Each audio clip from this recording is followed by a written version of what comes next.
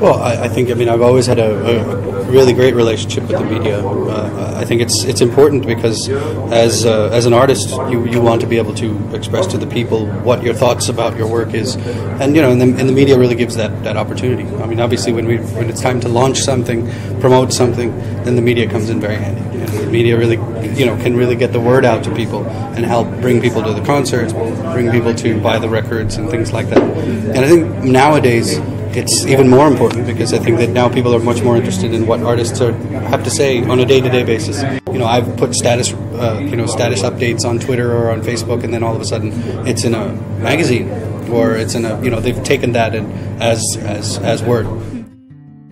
My favorite reviews are very well written bad reviews.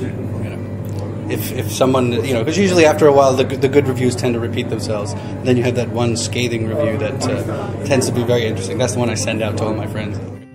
This review was 2 lines. Who the hell does this guy think he is, Tito Puente or something? Percussionists should not make albums. I think most of the stupid questions come from the fact that sometimes people don't read their press release or don't do the research before the interview. So people have sat down and said, "How long have you been playing the sitar?" and things like that. And I've sat with, I did an album with Anushka Shankar, so we did press all over the world. We traveled all over the world and did press briefings, and people would ask her, "How long have you been singing?" And things like that, which is just simply, let's take 10 minutes out and read the brief.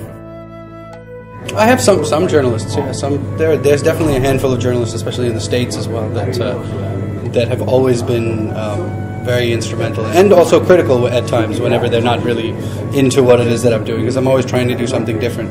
But mostly, I know that they're the ones who would be interested in writing about it and have a avid audience, for that kind of material.